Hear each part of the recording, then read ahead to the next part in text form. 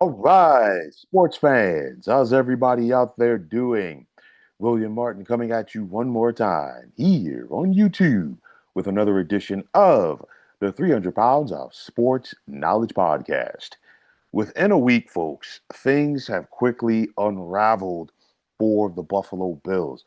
You go back to that heartbreaking loss last Saturday against the Denver Broncos in the divisional round, which ended Buffalo's season. That led to the subsequent firing of longtime Bills head coach Sean McDermott, and of course, the public relations nightmare which has ensued since then. Bills owner Terry Pegula and general manager Brandon Beane quickly got in step to deflect blame and throw McDermott under the bus on his way out the door.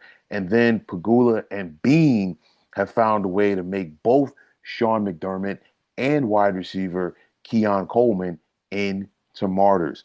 Pegula, and this is the biggest thing for me. You want to blame Sean McDermott, and I said this before, after the loss, but you blame Sean McDermott, but then you take the time out to promote Brandon Beane, who is now not only the Bills general manager, but he's also now their president of football operations. And of course, Beane and Sean McDermott came in together back in 2017. And my biggest thing is like I've said, and other people are saying as well, what type of impact has Beane made on this Bills roster with his personnel decisions outside of Josh Allen? Okay, now, yes, the Bills still have Josh Allen as their starting quarterback. And yes, they're set to move into a new luxurious stadium next fall.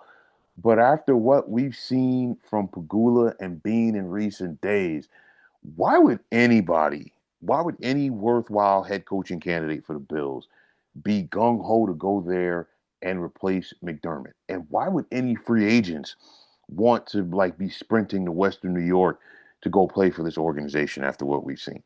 Because with just a few words, Terry Pagula just revealed who he truly is, as he admitted that the outcome of the Bills' loss to the Broncos had to do with the decision to fire Sean McDermott. A controversial loss at that, okay? And more often than not in the sports world, whenever you see owners make these impulsive decisions, they don't work. It doesn't work out. Okay. Now, was Sean McDermott, Vince Lombardi, or Bill Walsh? Absolutely not. Okay. But I truly feel Sean McDermott was a quality coach for the Bills. And if you're going to move on from him, and if you truly wanted to move on from him, you have to look at the tenor of the room and you've got to say, hey, we've got to go out there and find somebody who is better than Sean McDermott. And honestly, you look at the head coaching candidates out there right now and you ask yourself, are they better than Sean McDermott? No. Now, I feel like if you were the Bills and you were going to make this decision and you would say, hey, you know what? We're going to push all of our chips to the middle of the table and go after John Harbaugh after he got let go by the Ravens. I'm all for that. But by the time that the Bills season ended and by the time that the Bills made the decision to move on from Sean McDermott, John Harbaugh was signing a contract to become the head coach of the New York Giants. And again, like I said, at this point, is there anybody out there who's a head coaching candidate that's better for the Bills than Sean McDermott? The answer is no. So it's to the point right now that some Bills fans have started to, or started a petition. Last I checked, they had more than 40,000 signatures to bring Sean McDermott back as their head coach. Is that going to change anything? Absolutely not. But it's just alarming when you have a fan base that is that shaken up by the team moving on from their head coach. I said this before, and I will say it again.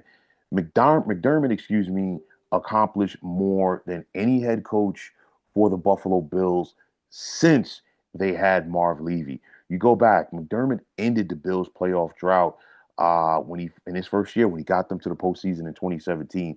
And of course, before McDermott, Buffalo had not been to the postseason since 1999. Before McDermott, they had not won the AFC East since Marv Levy was still the head coach. And of course, with the chaos that has come out with this Bills organization in recent days. It once again shows you crystal clear that it does not come down to great teams that win championships. It comes down to great organizations. And the Bills, from top to bottom, are not a great organization. Just look at the ineptitude and the confusion that is coming out of the front office right now. Okay. And I don't care who you are, it's very difficult to win with all of that chaos. Now, I've always said this, and I'll continue to stand by it. The general manager and the head coach have to be on the same page. Clearly, that was not the case with the Buffalo Bills. And now you've got a team owner who's trying to cover for the ineptitude of the general manager while they attempt to get their story straight. Just put this under the category of try to make it make sense, folks. That's it. Now, you look at the Bills Mafia, that fan base is as loyal as they come in the National Football League. And even though that Sean McDermott was never able to get them to the Super Bowl, I truly do feel that he'll never have to buy another drink or an order of wings within the Buffalo city limits or possibly the suburbs as well, because his firing and the outcry, if you will, after the firing just shows you how much he was loved and appreciated there.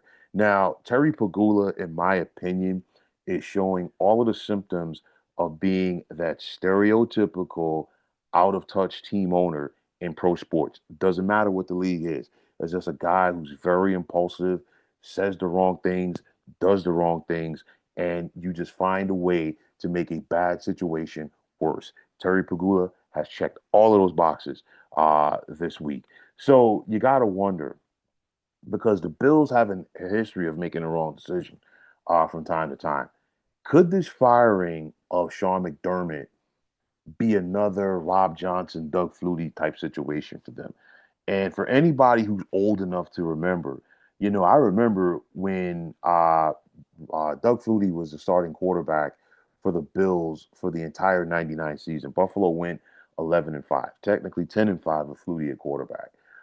They decided to rest Flutie for Week 17. They put in Rob Johnson, and then of course, the late Ralph Wilson, who was the Bills team owner at the time, basically summoned and said, "You know what? We've got to go with Rob Johnson in the playoffs." And of course, that was a shock to everybody. That was a shock to the team.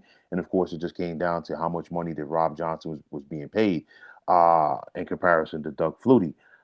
From that point on, we saw the Bills lose to the Tennessee Titans in the Music City Miracle the next week. And of course, the rest is history, because the Bills never amounted to anything with Rob Johnson as their starting quarterback. That was the last playoff game that the Bills had, okay, up until Sean McDermott got to town. So I'll tell you like this: you ask yourself, what is next for the Buffalo Bills? As Pegula, and Brandon Beane, they got to try to find a way to put out a fire that they started, and it's not working out for them because instead of putting water on the fire, they're putting kerosene. Okay. And each time that they open their mouths, each time that they try to do something or say something, they make things worse than it was before. What a difference that a week makes, because, people talked about the Bills nationally, at least, as far as being a good organization, this, that, and the third. But at the bottom line, you just see all of this dysfunction that has come to the surface. And, once the toothpaste is out of the tube, you cannot put it back in. This is where the Buffalo Bills are right now as an organization. I know they have those anonymous surveys from players around the NFL about teams, the facilities, organization, this, that, and the third, and they get letter graded by the NFLPA. I'd love to see what the next letter grade for this Buffalo Bills organization is. With all of this ineptitude, it's amazing that they've gotten to the playoffs as much as they have in recent years. But nonetheless, the Bills have all the symptoms of dysfunction. And like I said in the title, they have simply put their dirty laundry out there on Front Street. But folks, that's going to wrap it up. And as always, I want to take this time out to thank each and every one of you for checking out the 300 Pounds of Sports Knowledge podcast here on YouTube. And as always, if you like what you heard and saw on this podcast, you know what to do. Just hit that like button as well as subscribing to this channel. And like I always say, it's greatly appreciated. Also, if you are on the X, formerly known as Twitter, you can check me out anytime at 300 pounds of sports. And like I always say, if you give me that follow, it will be my pleasure to do the same in return. And that also goes for Instagram, where you can check me out at 300 pounds of sports knowledge. Also, if you're on Facebook, definitely be sure to check out the Sports Depot 365. And as far as I'm concerned, one of the better sports groups going on social media. But until next time, fine folks, my name is William Martin, and I'm signing off. And I'm saying thanks once again for checking out the 300 Pounds of Sports Knowledge podcast here on YouTube. Be well, everybody.